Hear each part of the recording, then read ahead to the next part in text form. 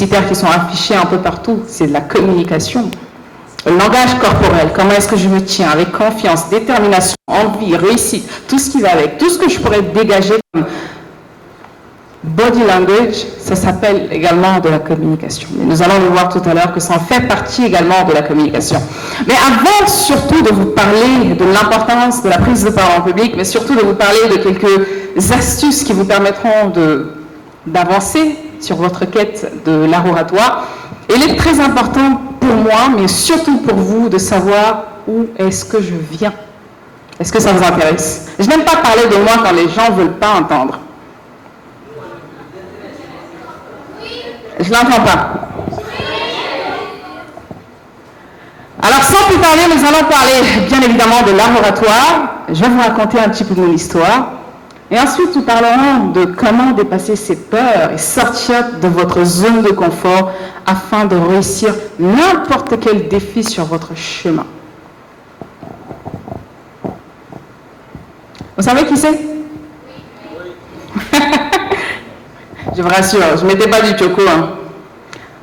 Je pense que c'est la galère qui m'avait noirci un petit peu, je ne sais pas trop. Là, c'était moi, il y a quelques années. Quelqu'un devine mon âge sur cette photo? Qui? Pardon? 21 ans. Je n'avais que 18 ans là, sur cette photo.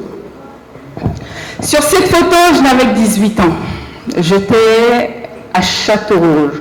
Châteaurouge, c'est dans une ville de France, plus précisément dans la capitale, du nom de Châteaurouge. C'est un marché public, simplement, où on y voit en général des Africains de la diaspora.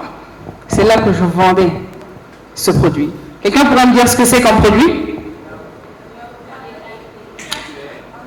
Cabissé. Je vendais du cabissé à Châteaurouge, un marché qui équivaut au marché de Madina aujourd'hui, à Varia, plus précisément. Et puis là où ça bagarre plus souvent, là, j'étais dans ce genre d'endroit. À 18 ans, après l'université, je me rendais ici pour vendre ces pots. Je l'ai fait pas pendant une semaine, 2 semaines, 3 semaines. Je l'ai fait à peu près pendant plus de 2 ans. Après l'école, je vais vous expliquer, je vais prendre mon temps. Après l'école, je me mettais à réviser, à lire, comme d'habitude. Et lorsque j'arrivais à la maison, j'avais, disons, un autre travail supplémentaire par rapport aux autres élèves et aux autres étudiants. Donc, ce que je faisais, c'est que je faisais face à mes produits. J'achetais le déguet, donc le mil, du lait, du sucre. J'utilisais pas vraiment le sucre, mais j'utilisais un autre type de produit que j'utilisais, je mélangeais. Je commençais après les révisions à partir de 22 heures. Je fabriquais cela chez moi. Vous vous imaginez de 22 heures à 3 heures du matin. Il y avait énormément de pots. Là, ce que vous voyez, ce ne sont pas juste des pots que je vendais. C'était beaucoup plus que ça. Et ce qui voulait dire que je devais passer beaucoup de temps à fabriquer ces produits. Donc, je vous laisse imaginer un petit peu, de 22 heures à 3 heures du matin en train de refaire le produit. Et juste après, je devais me recoucher pour me relever le matin vers 9 heures, 8 heures, parfois 10 heures, pour me rendre au marché quand je n'avais pas cours. Et lorsque j'avais cours, j'allais revendre juste après les cours. Je revenais chez moi, je prenais les pots, je partais revendre. Et ça, je l'ai fait pendant plus de 2 ans. Qui aurait cru? Je vendais à un point où, à une époque, beaucoup de personnes me voyaient me débattre, vendre, cela, ils disaient, mais Fanta, je pense que tu fais beaucoup d'efforts. Il va falloir que tu commences à stocker, en fait. Après maintenant plus de 2 ans dans la vente, il va falloir que tu stockes tes produits. Et je ne vais pas vous mentir, je vais m'adresser à vous comme des amis. J'avais l'opportunité de faire autre chose. J'avais des hommes qui me draguaient, je ne veux pas vous mentir. Malgré tout, en toute humilité, je suis une belle femme. J'avais des dragueurs. J'avais des dragueurs, des vrais pointeurs, des gars qui venaient. Et j'en connais un particulièrement. J'en connais un particulièrement dans cette salle. Je dis ou je ne dis pas? On vous attaque. Je dis ou je ne dis pas? On va laisser ça après. Si je suis trop contente, je ne dis pas. Si je suis un peu fâchée, je dis. Donc, il était parmi également mes pointeurs. C'est-à-dire que je venais, j'allais vendre. J'étais sur mon 31. Mais c'était chaud sur moi à l'époque. Parce que même l'argent pour faire du commerce, c'était très compliqué. J'avais le choix. Nous, en tant que femmes, et je me suis juré une chose, quand je serai devant vous, je parlerai de cœur à cœur avec vous. Je ne vais pas faire semblant, commencer à parler de là, on va toi, ensuite prendre mon sac et partir. Non, je vais vous parler vraiment en tant que grande sœur. J'avais l'opportunité. J'avais des gars qui étaient prêts à me financer. Et mis à part ça, j'avais le choix de faire autre chose. Pas que ça. Et il faut savoir que de nature, je suis une personne très entreprenante. C'est-à-dire que je préfère aller ramasser des 5 000, 200 000 ici par jour, plutôt que d'aller travailler pour quelqu'un et être payé à la fin du mois. Ça relève de ma personnalité, j'assume complètement. Donc ça, je l'ai fait pendant plusieurs moments. Vous allez sans doute me demander, mais avec les opportunités que tu avais, des dragueurs, pourquoi est-ce que tu n'en profitais pas? Pourquoi est-ce que tu allais vendre? Ça s'appelle de la discipline. Ça s'appelle la détermination. Ça s'appelle de la vision. Ça s'appelle surtout l'envie de ne pas compter sur qui que ce soit. Ça s'appelle également le pouvoir de cravacher jusqu'au bout pour ses rêves. C'est très difficile, je vous assure. Il y avait des moments où des personnes venaient à Château-Rouge, l'équivalent de Madina. Et puis d'ailleurs, quand je partais vendre, je me mettais sur mon 31, je venais costumée, avec des caddies comme ça dans le sac en train de vendre. Parfois, je viens parfumée, habillée, parfois sur même des talons. Pourquoi? Parce que c'était une excellente manière également d'attirer la clientèle.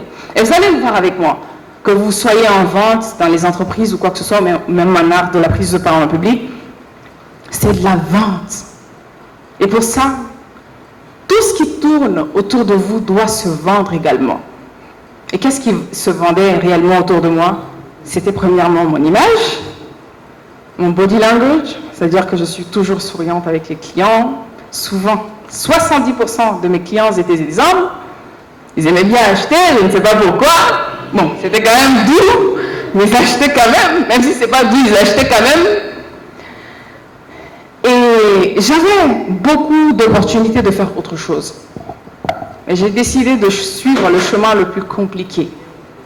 Le chemin qui nous demande de se réveiller chaque matin, d'aller se battre, d'aller vendre. Quitte à voir les personnes qui pensent que nous leur faisons honte de vendre ces choses. Et il m'est même arrivé, je vous assure, en train de vendre des produits, des personnes qui me regardent, qui disent « Toi là, c'est Kabissé là que tu vends, jolie femme comme toi, avec toutes les opportunités que tu peux avoir, tu n'as pas honte quoi ?» J'ai entendu ça. J'ai entendu des personnes qui disaient que je n'étais pas assez intelligente, je pourrais faire usage de ce que j'avais de plus précieux.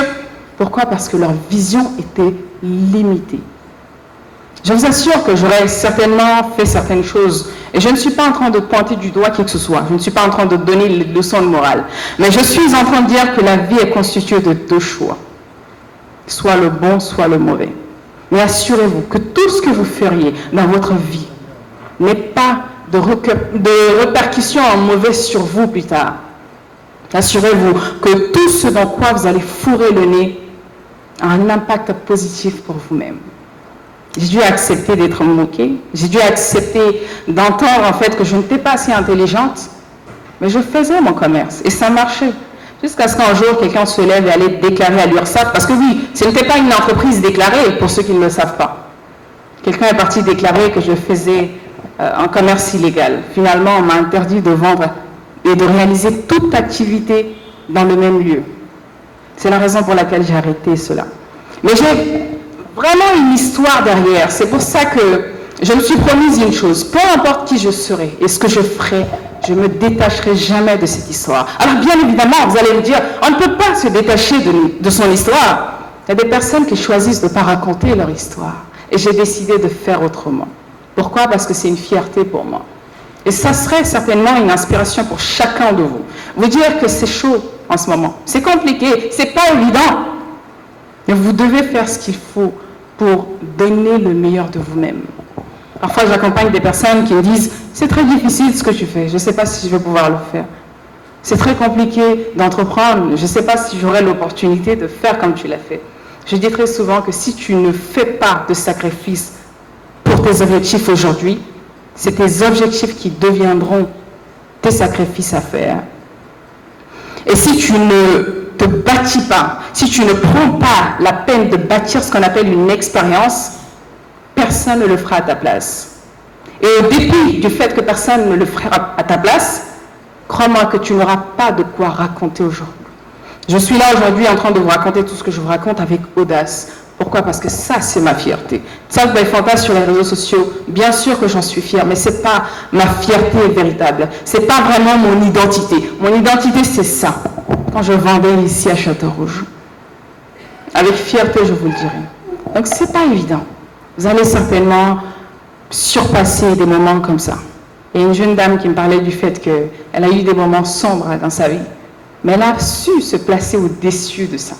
D'où l'importance du modèle, d'où l'importance de l'inspiration, d'où l'importance d'une personne qui vous tiendra la main, que ce soit virtuellement ou physiquement, et vous dire « je te suis ». Et ça n'a pas de prix. Je suis qui je suis parce qu'il y a 10-15 ans en arrière, il y a une femme qui m'a beaucoup inspiré quelque part dans le monde. Si ça a été mon cas, ça peut bien évidemment être votre cas également. Donc voici un peu mon histoire. J'espère qu'elle vous touche et j'espère qu'elle va vous apprendre quelque chose.